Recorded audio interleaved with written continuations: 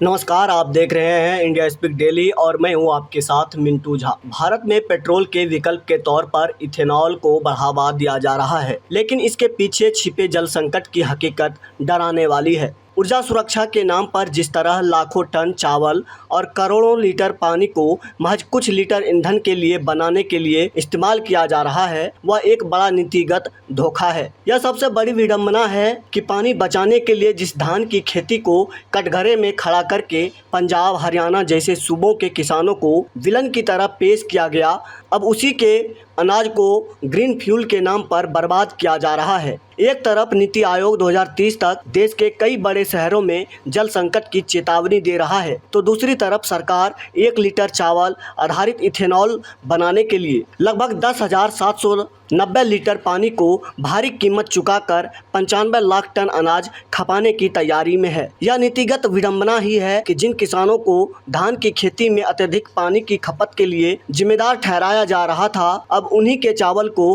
Green fuel के नाम पर कंपनियों को कम दाम देकर बर्बाद किया जा रहा है, जो न केवल जल संकट को न्योता देना है बल्कि टैक्स पेयर के पैसे का भी दुरुपयोग है। नीति आयोग की समग्र जल प्रबंधन सूचकांक रिपोर्ट चेतावनी दे रही है कि 2030 तक दिल्ली, बेंगलुरु और चेन्नई जैसे 21 प्रमुख शहरों का भूजल शून्य हो जाएगा। इस डरावनी हकीकत के बीच क्या सरकार का चावल से इथेनॉल बनाने का फैसला आत्मघाती नहीं साबित होगा? खाद्य सचिव संजीव चोपड़ा ने 27 सितंबर 2024 को नई दिल्ली में इंडियन शुगर मैन्युफैक्चरर्स एसोसिएशन द्वारा आयोजित एक वैश्विक सम्मेलन के दौरान बताया था कि चावल से 1 लीटर इथेनॉल बनाने के लिए 10,790 लीटर, मक्के से 4,670 लीटर और गन्ने से 3,630 लीटर पानी की आवश्यकता होती है। इसमें धान की खेती के दौरान सिंचाई के लिए इस्तेमाल होने वाला पानी भी शामिल है। सामान्य तौर पर 1 किलो चावल उगाने के लिए लगभग 3,000 लीटर पानी खर्च होता है। चूँकि 1 टन चावल से लगभग 470 लीटर इथेनॉल बनता है, इसलिए केवल फसल उगाने के अनुपात में ही प्रति लीटर इथेनॉल पर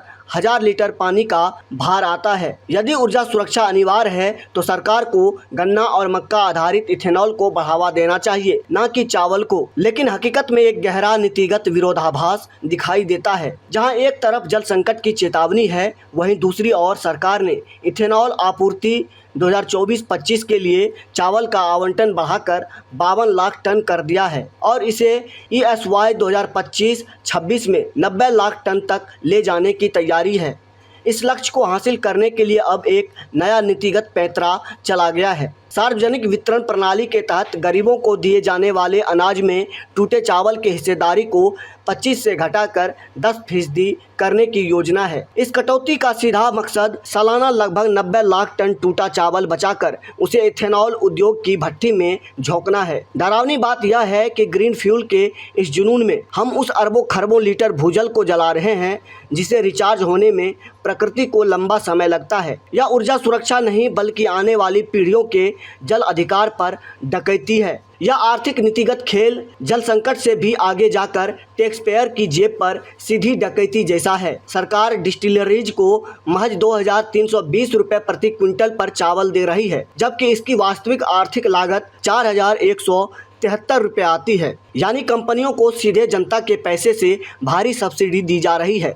विडंबना देखिए कि पहले टैक्स पेयर के पैसे से खाद, बिजली और पानी पर सब्सिडी देकर धान उगाया गया, फिर उसे MSP पर खरीदा गया। अब उसी अनाज को दोबारा घाटा सहकर कंपनियों को कौड़ियों के भाव में लुटाया जा रहा है। यह बर्बादी को क्रांति बताकर जनता को दोबारा लूटने जैसा है। इस नीति का सबसे बुरा असर मक्का किसानों पर पड़ा है, जिन्हें सरकार ने ऊर्जादाता बनने का सपना दिखाकर मक्का उगाने के लिए प्रेरित किया था। लेकिन अब चावल का कोटा बढ़ने से बाजार में मक्के की कीमतें गिर गई है। वे अपनी फसल औने पौने दाम पर बेचने को मजबूर है। पिछले 1 साल से मक्का किसानों को 2,400 रुपये प्रति क्विंटल की MSP के बजाय औसतन 1,600 रुपये ही मिले हैं। इस पूरी नीति का सबसे क्रूर पहलू वह नैरेटिव है जो पंजाब और हरियाणा के किसानों के खिलाफ बुना गया। वर्षों से इन किसानों को यह कहकर कटघरे में खड़ा किया गया कि वे धान उगाकर देश का भूजल पी रहे हैं। उन्हें जल स्तर गिरने का मुख्य अपराधी घोषित किया गया।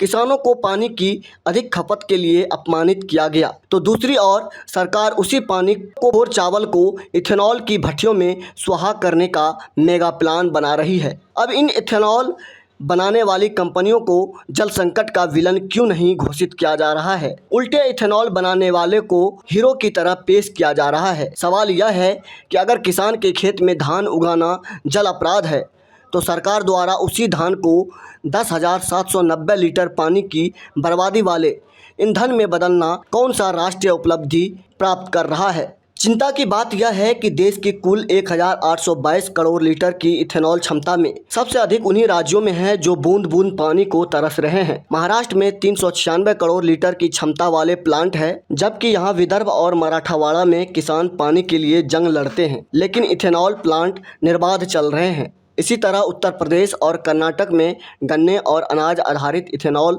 उस भूजल को निचोड़ रहे हैं जिसे नीति आयोग शून्य होने की कगार पर बता रहा है। यह सोचने वाली बात है कि जब 2030 में नल सूखेंगे तब कार की टंकी में भरा इथेनॉल किसकी प्यास बुझाएगा? हकीकत तो यह है कि तेल बाजार से खरीदा जा सकता है, लेकिन लुप्त हो चुका भूजल वापस नहीं लाया जा सकता। समय आ गया है कि हम ऊर्जा सुरक्षा की परिभाषा को जल सुरक्षा के चश्मे से देखें, वरना इतिहास हमें एक ऐसे देश के रूप में याद रखेगा जिसने गाड़ियां चलाने के लिए बेशकीमती भूजल को बर्बाद कर दिया। और आज सरकार में बैठे लोगों की मंशा यह साफ दिखाती है कि वह चाहे जनता हो या फिर प्रकृति, सबको बर्बाद करने पर तुली है। अगर अब भी आप नहीं जागे तो वह दिन दूर नहीं जब आप अपनी आंखों से अपनी बर्बादी होते हुए देखते रहेंगे, लेकिन कुछ कर नहीं पाएंगे। अभी के लिए फ़िलहाल इतना ही। तो इसी तरह की महत्वपूर्ण जानकारी के लिए बने रहिए इंडिया स्पीक डेली के साथ।